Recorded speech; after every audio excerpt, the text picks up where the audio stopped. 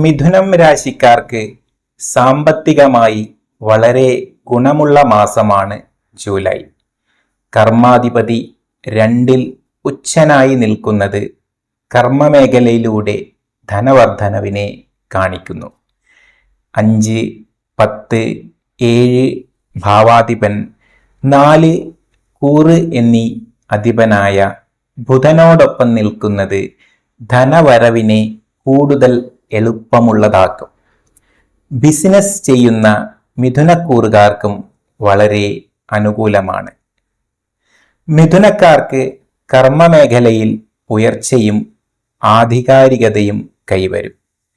Teaching, finance, banking, insurance, broker, consultancy തുടങ്ങിയ മേഖലയിൽ കർമ്മമനുഷ്ഠിക്കുന്നവർക്ക് വളരെയധികം ഗുണം ചെയ്യും. അത്തരം മേഖലകളിൽ ജോലി നോക്കുന്ന മിഥുനക്കൂറുകാർക്ക് ശുഭഫലം ഉണ്ടാകും. നിങ്ങളുടെ ജാതകവശാൽ അനുകൂലമായിട്ടുള്ള ദശാ അപഹാര ഛിദ്രം ആണ് എങ്കിൽ തീർച്ചയായും ജൂലൈ മാസം സാമ്പത്തികമായും കർമ്മമേഖലയിൽ പുരോഗതി ഉള്ളതായും വരും. മിഥുനക്കൂറുകാരുടെ ആരോഗ്യപരമായിട്ടുള്ള കാര്യങ്ങൾ നോക്കാം. മിഥുനക്കൂറുകാർ ആരോഗ്യപരമായി അല്പം ശ്രദ്ധിക്കേണ്ട മാസമാണ് ജൂലൈ. രോഗപതിയായ കുജൻ ദുരിതസ്ഥാനത്ത് നിൽക്കുന്നതിനാൽ രോഗങ്ങൾ മൂലം ധനനഷ്ടം ഉണ്ടാവാൻ ഇടയുണ്ട്. അതുകൊണ്ട് ആഹാരം, വ്യായാമം, ഉറക്കം എന്നീ കാര്യങ്ങളിൽ വളരെയധികം ശ്രദ്ധിക്കണം. യാത്രകൾ പോകുമ്പോൾ മറ്റുള്ള രീതിയിലുള്ള അടുത്തുള്ള കുളം, പുഴ, അതുപോലെ അപകട സാധ്യതയുള്ള സ്ഥലത്ത് പോകുമ്പോൾ തീർച്ചയായും ഒരു മുൻകരുതലുകൾ ഉണ്ടാകുന്നത് നല്ലതാണ്. ധനനഷ്ടം ആരോഗ്യപരമായോ ചികിത്സയിലൂടെയോ ആശുപത്രിവാസം മൂലം ഒക്കെ വരാൻ സാധ്യതയുള്ളതിനാൽ ആരോഗ്യപരമായി ശ്രദ്ധിക്കുന്നതിലുപരി ഇത്തരത്തിൽ അപകട സാധ്യത ഉള്ള സ്ഥലത്ത് നമ്മൾ പോകുമ്പോഴും ശ്രദ്ധിക്കേണ്ടത് ആവശ്യമാണ്. ബിസിനസ്സുമായി ബന്ധപ്പെട്ട മിഥുനക്കൂറുകാർക്ക് വളരെ ഗുണമുള്ള മാസമാണ് ജൂലൈ.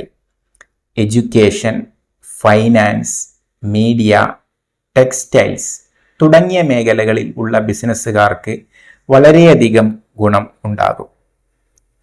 ഭക്ഷണ സംബന്ധിയായ hotel, catering, farming, milk and milk product, bakery തുടങ്ങിയ മേഖലയിൽ ജോലി അല്ലെങ്കിൽ ബിസിനസ് ചെയ്യുന്ന ആളുകൾക്കും നല്ല ഗുണം ഉണ്ടാകാൻ ഇടയുള്ള മാസമാണ് ജൂലൈ.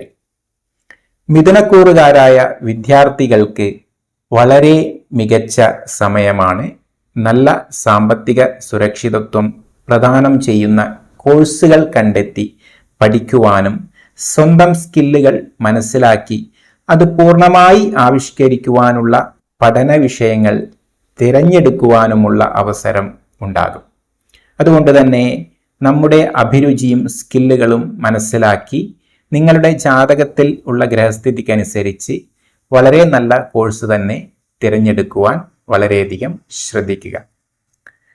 ഇത്രയുമാണ് മിഥുനം രാശിക്കാരുടെ ഫലങ്ങളായിട്ട് പറയുവാനുള്ളത്.